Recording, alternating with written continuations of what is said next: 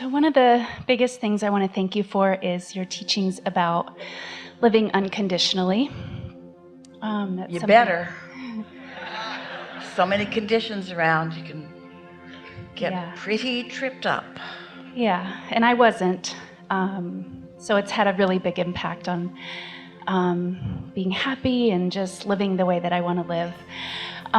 Where it gets a little tricky is when it comes to those big desires, those things that I really want. So that's sort of my question. Well, how do you think those desires became big? Wanting them for a long time.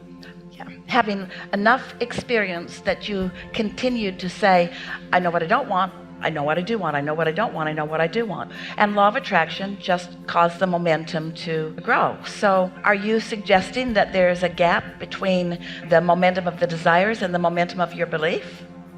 Yeah, for the big ones. Does it seem like you want to slow the desires down to match the belief, or do you want to move the belief along to match the desire? Yes. How do you think one would go about changing a belief?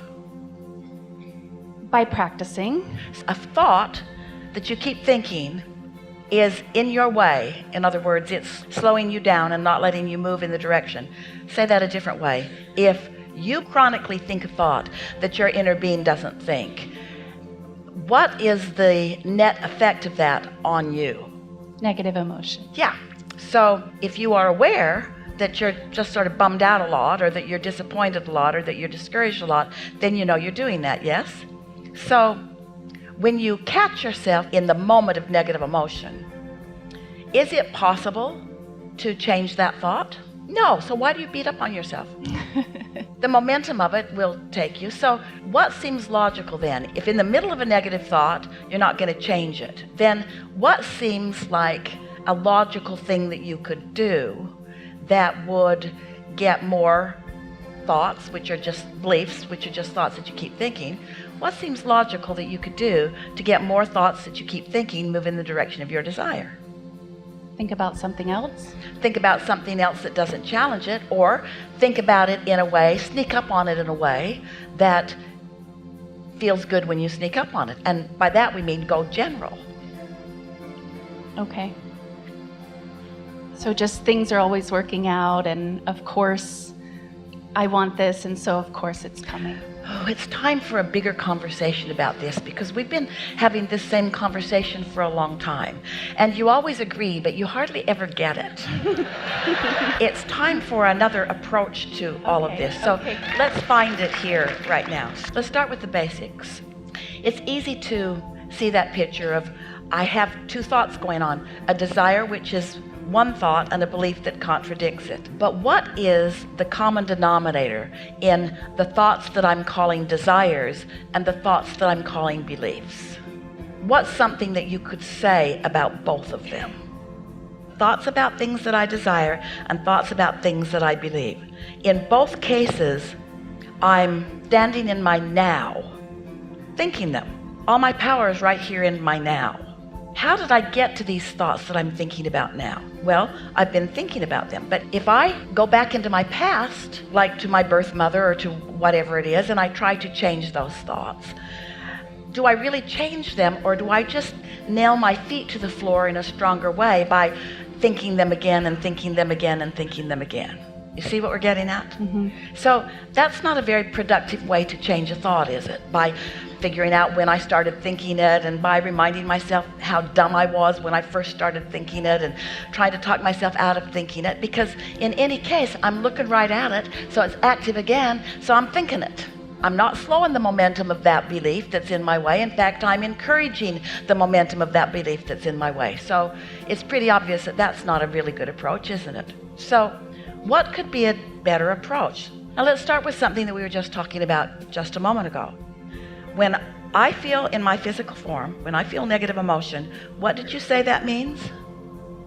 That you're thinking in contradiction to what you want. Your Brilliant, belief. exactly. So when I feel negative emotion, it's not just a hindering belief, it's a belief that my inner being isn't thinking.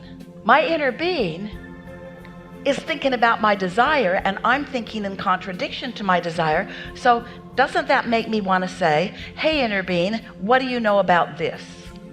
Doesn't it make you want to try to approach it from the standpoint of your inner being? Doesn't it make you want to think about what your inner being knows that you might not know? So let's break that down. Maybe it will help. What do you think that your inner being knows? Just guess, just grab at it. What do you think your inner being knows that you in your human physical form might not know? The entire contents of your vortex. Your inner being knows the positive momentum direction of everything that's in there. Your inner being knows who each and every cooperative component is and what that means to the whole. Your inner being knows that you are worthy, that there's nothing logical that is holding you back. Your inner being knows that it's only your thoughts that are holding you back. But you know what? Your inner being never thinks about those thoughts that are holding you back, and that's why you feel negative emotion. Because if your inner being thought about those thoughts that are holding you back, you'd feel great. But your inner being doesn't think about the thoughts that are holding you back.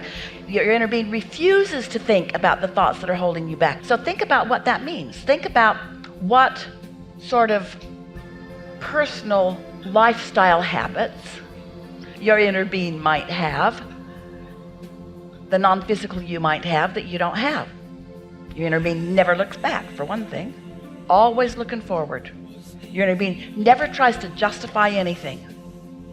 Always eagerly looking forward. Your inner being knows that evolution is natural to you. Your inner being loves you for all that you are. Your inner being spends no time thinking about who you were. Your inner being only thinks about who you are and more. Doesn't this give you some sort of lifestyle habit choices that you might want to make? Let's discuss this relative to another person.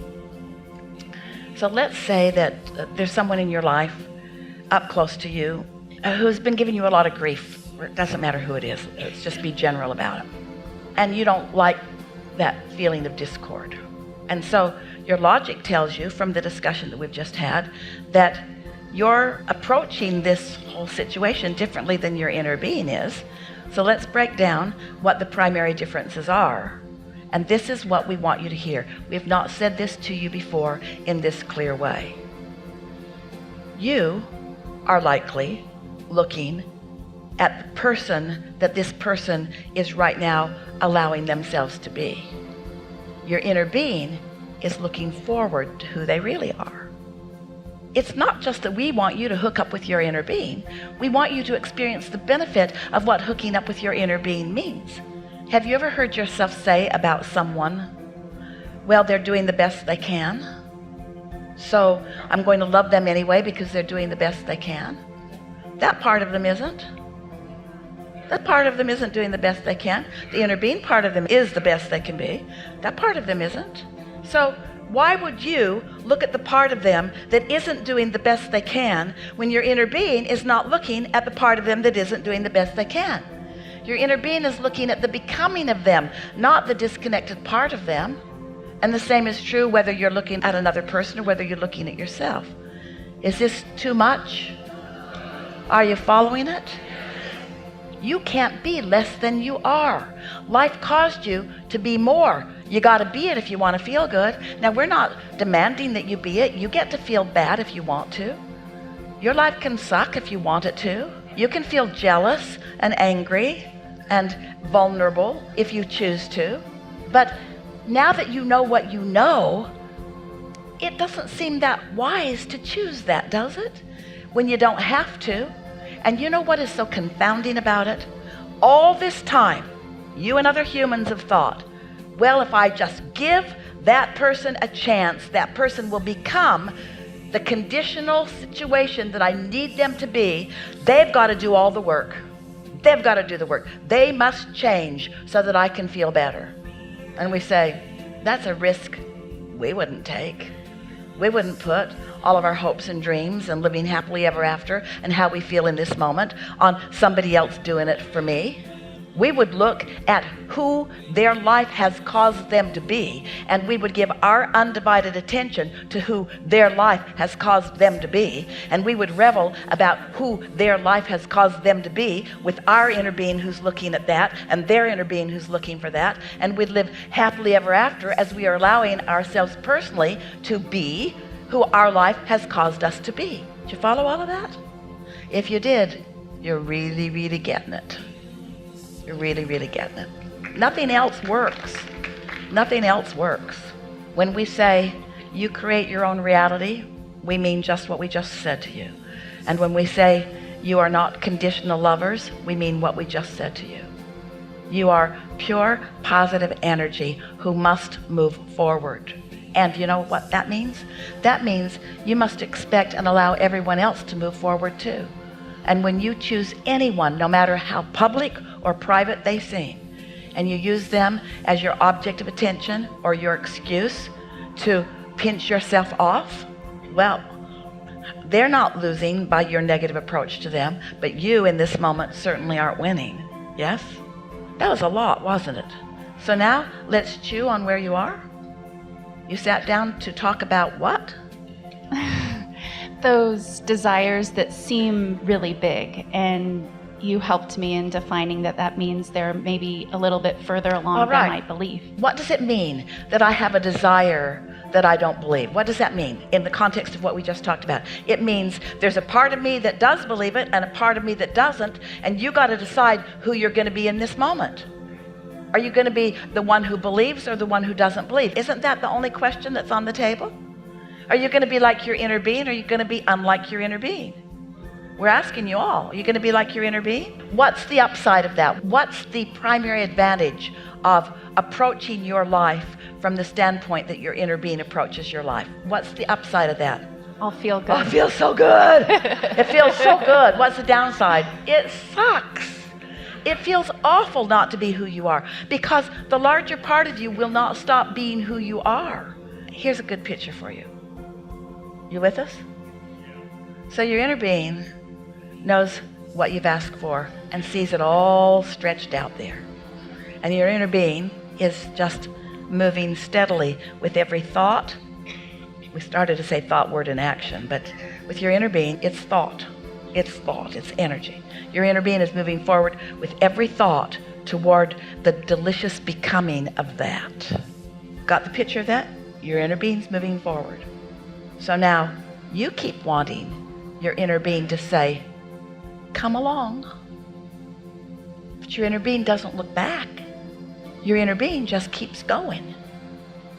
It's your job to go too. But you keep thinking, well, you could look back. You could give me a hand if you really cared about me. You could give me a hand. And your inner being says, going that way, not that way. Going that way, not that way.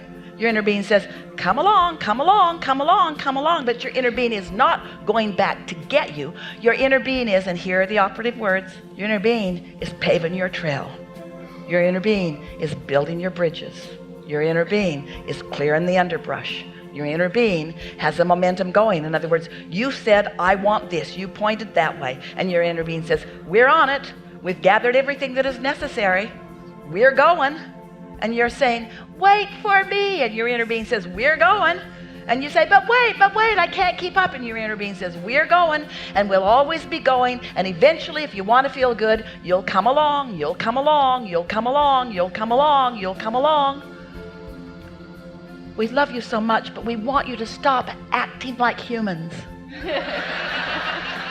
Humans are dependent on others. They want you to feel sorry for each other, and they want you, come along, I'll do this for you that I see you cannot do for yourself. Your inner being will never say that. Your inner being cannot do for you what you cannot do for yourself.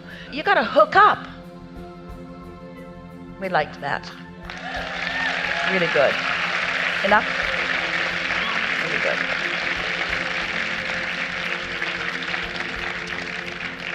So that's what we came for. That's the new piece that is going to forever change you.